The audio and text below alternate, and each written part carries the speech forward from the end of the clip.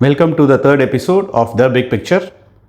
This week has been quite hectic in the sense that there have been multiple news cycles that we have seen. We'll try to cover a few this in two different parts, part 1 and part 2. We'll talk about Warren Buffett, his legacy, what it means to us. We'll talk about the US, India, UK free trade agreement. We'll talk about one of the more interesting things in India, which is the Bhushan Steel and Power Limited, the Supreme Court order on the resolution process, insolvency process. And the fourth one is the anti-terror operations that Government of India is carrying out right now, Operation Sindoor. So to start with, it has been a interesting week in the sense Warren Buffett announced that he is retiring. And what does his legacy means to us? So when we look at investments, when I look at investments, we always look at a few things. We are not focused on an asset class. So we always look at multiple asset classes. And B, we look at we are not dogged about investing in one particular asset class or one particular country. So one of the things that we have been talking about in the last two episodes is that one needs to look at a more global portfolio, and this is probably an opportune time to look at that.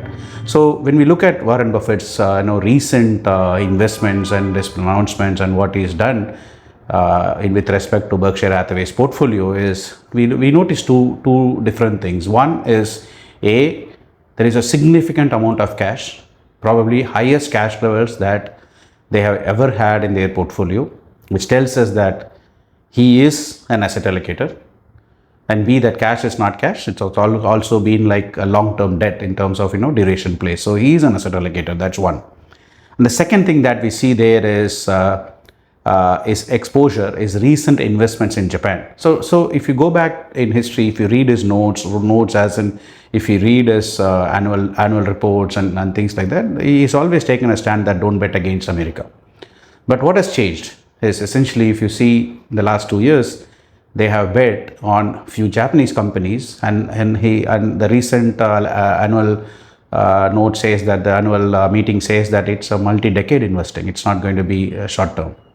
Right? That is something for us to take away. And the third thing that we always notice is Charlie Munger makes this statement, right? The big money is made not in investing but in the waiting, right? Now, many commentators have interpreted this as waiting after making an investment. But if you have followed me on some of my blabberings on Twitter or on my LinkedIn posts, it is not waiting after investing, it is waiting before investing. Put it together with the cash pile that Berkshire has generated over the years or created currently. You will realize that Warren Buffett is waiting for that opportunity. So it is not about waiting after investing, it is about waiting before investing. So these are the three takeaways for us from Warren Buffett's career and his recent moves. And also, is the timing of his retirement, has it any information embedded into that? At the moment, we do not know, but we believe that it is time to look, if you are investing in overseas assets, it's time to look beyond US. And we are reading another interesting piece today from MSCI, which you could Google and locate that piece, where we look at that the home country bias is very high in most investor portfolios. It's something that you would do well to avoid as world becomes multilateral. The second interesting thing that we noticed this week in big picture is the India-UK free trade agreement. The agreement itself is not very large or something. It is not very huge or something, but there are a lot of messaging involved in it that India is willing to negotiate, and India is willing to trade as in trade its positions and trade its enter into agreements to improve its own situation. This is something that we mentioned when WTO gets countries move away from WTO to more bilateral negotiations. Every country will look out for itself, and India, UK looked out for their own interests. And this is something we will watch out for. We will see in most trade agreements that will be signed. And yesterday we also noted that US is likely to sign a trade agreement with UK.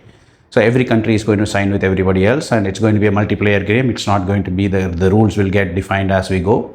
This is something that you need to be cognizant of as you build your portfolios. We'll come back today again with another part 2 of episode 3. Thank you.